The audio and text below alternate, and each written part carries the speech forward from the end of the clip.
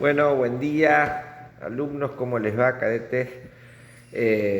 Vamos a continuar, no vamos a hacer una clase presencial porque la verdad que esa hora se complica un poco y me parece que también es útil y bueno mandar este tipo de videos.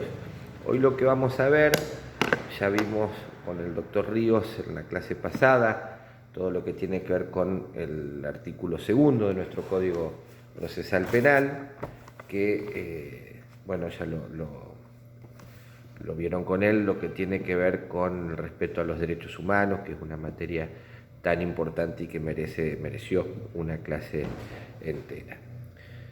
El Código Procesal Penal, que continúa con el artículo 3 y el artículo 4, en el tercero nos dice muy brevemente, simplemente, cuál es el ámbito temporal, es decir, desde cuándo tiene vigencia este código. Ante un delito que se comete, si se aplica este código, acuérdense que siempre hay una etapa de transición entre el viejo Código Procesal Penal y que esto ya está zanjado porque ustedes van a trabajar y van a entender en causas que se traten exclusivamente con este código, así que eso no tiene mayor interés.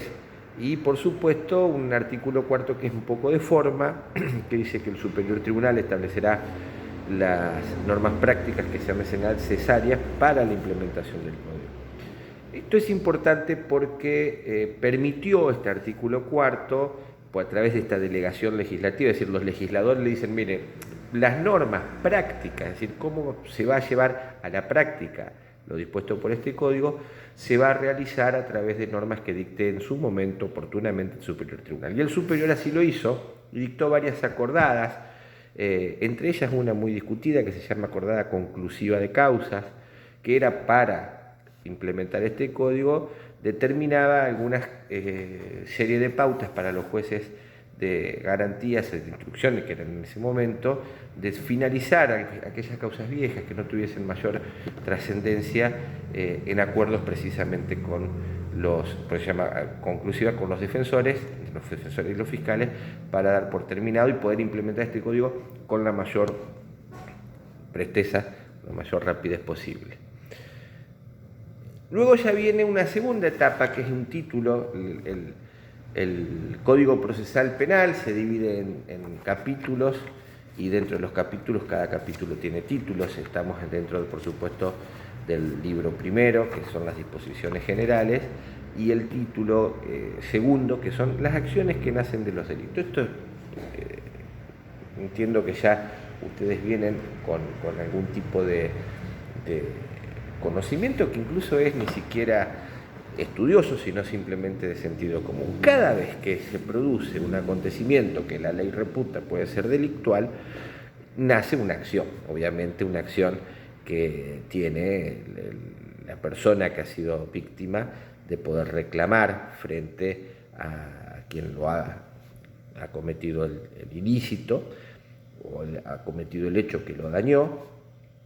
Y cuando esto se traduce simplemente en cuestiones que no tienen que ver más allá de las dos personas que intervienen, o de los tres o de los cuatro de las personas que intervienen en ese conflicto, se produce lo que se llama el nacimiento de una acción de carácter netamente privado.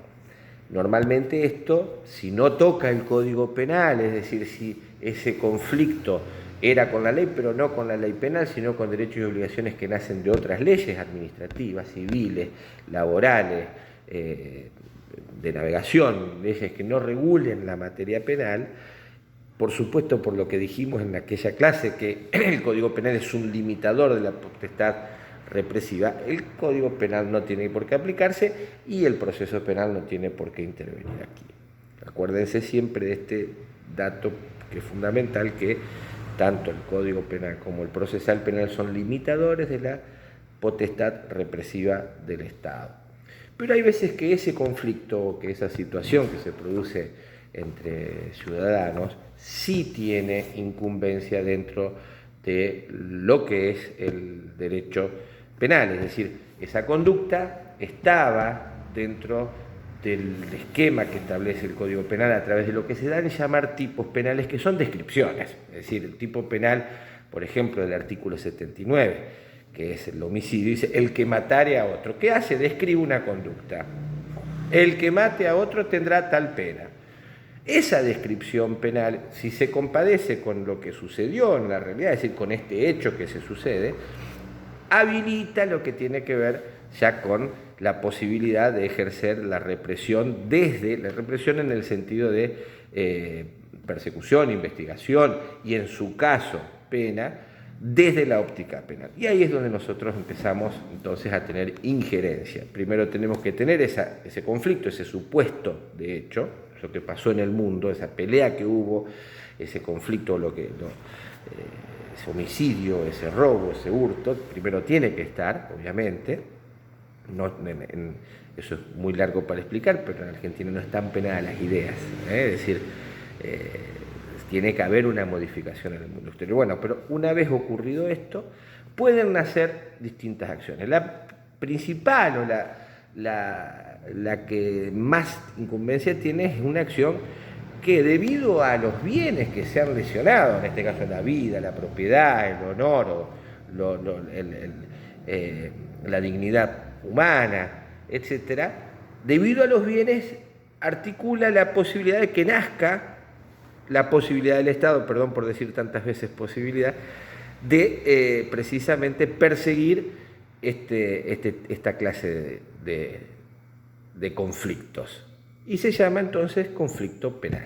Es decir, se habilita el tratamiento desde la óptica penal, a través del Código Procesal Penal y a través de la aplicación de lo que estipula nuestro Código Penal. Normalmente lo que sucede es que esto esté en manos del poder público, justamente, es decir, de quien es garante de mantener la paz social o del respeto a la norma. Hay muchas, no vamos a entrar en esa discusión, hay muchos justificativos de por qué el Estado tiene que perseguir este tipo de conflictos. Y esos son los que se llaman acciones públicas, es decir, el titular de la persecución es directamente el Estado. Lo hace a través de los órganos que ya tiene previsto desde antes. En nuestro caso puntual, en nuestro caso en la provincia de Entre Ríos y en la Argentina, lo hace a través de quien es titular de la acción penal, que es la Fiscalía, que representa obviamente la voluntad estatal. Pero hay otros conflictos que se generan en el mundo que el legislador, y esto es legislación común por lo menos en Occidente o en la gran mayoría de Occidente, algunos países lo tienen distinto, pero en Argentina es así. Hay conflictos que se generan en la realidad que no activan directamente la posibilidad que el Estado salga a reprimir. Y cuando insisto, esto no es represión, lo tomo en un sentido mucho más amplio que la represión física, sino es la investigación, la persecución, la llevarlo a juicio y en su caso condenarlo. A eso me refiero con represión, pero voy a tratar de dejar de usar ese término. Y estas son acciones que, para poder iniciarse, para poder entablarse, necesitan que el ciudadano que ha sido víctima le pida al Estado, le pida directamente que actúe. Entonces, una vez que le pide al Estado que actúe, el Estado sí ya es autónomo. Y son los delitos que se llaman dependientes de instancia privada. Es decir, el fiscal no puede actuar si no hay una petición concreta de que se investigue el hecho. Pero también existen otro tipo de acontecimientos o de conflictos entre sujetos que directamente el Estado les brinda la posibilidad de que se solucionen, por supuesto, desde la óptica judicial a través de un proceso penal, pero que directamente el Estado lo deja librado a la voluntad de las partes, que son lo que se llaman delitos de acción privada, netamente de acción privada.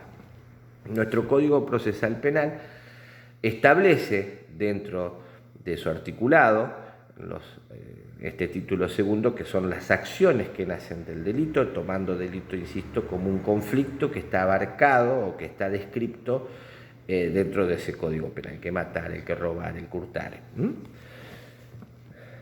Lo que nos dice el artículo quinto, que ahora sí vamos a empezar a tratar de explicarlo muy rápidamente, porque es muy claro también, Dice: la acción penal pública se ejercerá por el Ministerio Público Fiscal, que deberá iniciar de oficio siempre que no dependa de instancia privada. Eso es obvio, lo que le acabo de decir. Si depende de instancia privada, si el privado no quiere instar la acción, no quiere pedir que se investigue, no puede meterse. Y es lo que se denomina también principio de objetividad, principio de legalidad. El Ministerio Fiscal, cuando toma conocimiento de un delito cuya acción corresponde precisamente al Estado, no puede no actuar. Esto es una verdad, si se quiere, que todos diríamos, claro, pero esto está... ¿A quién se le ocurriría pensar que el Estado no va a actuar si está viendo que se está cometiendo un delito? Es una cosa que hasta se diría una verdad de perogrullo, como se dice habitualmente. Bueno, pero no es tan así tampoco. Esto es obvio. ¿Por qué? Porque si nosotros actuaríamos cada vez que existe un conflicto y el Estado tuviese que intervenir en cada conflicto, por mínimo que sea, y estaríamos en una sociedad paralizada. Miren, les doy un ejemplo. Se protege, por ejemplo, la propiedad estatal. Eso es claro. Es decir, el daño a la propiedad estatal está penado por el delito penal. Imagínense un grupo de amigos que se junta para jugar a la pelota y se va a jugar a la pelota a la plaza del barrio, que incluso tiene un predio muy lindo con un pasto muy agradable. Por supuesto, al jugar a la pelota dañan el pasto.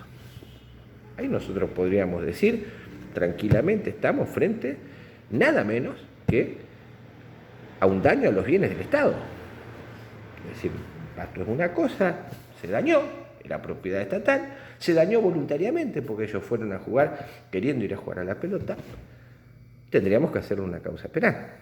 Tendríamos que hacer una causa penal que active todo el proceso judicial, que active todo el proceso penal, y tendríamos que tener incluso hasta posiblemente condenados.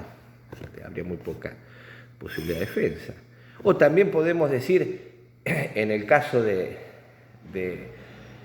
lesiones mínimas o lesiones muy pequeñas, puede ser hasta un peluquero que corta el pelo y lo corta de una manera antiestética, y la madre lleva al menor, al hijo menor, para que le corte el pelo, es decir, le da la autorización para que introduzca una lesión en la parte estética de la persona, pero resulta que sale mal, que la peluquería, el peluquero le cortó de más, se le cortó la parte de la cabellera que no quería que le corte. Bueno, entonces podríamos decir, estamos frente a una lesión.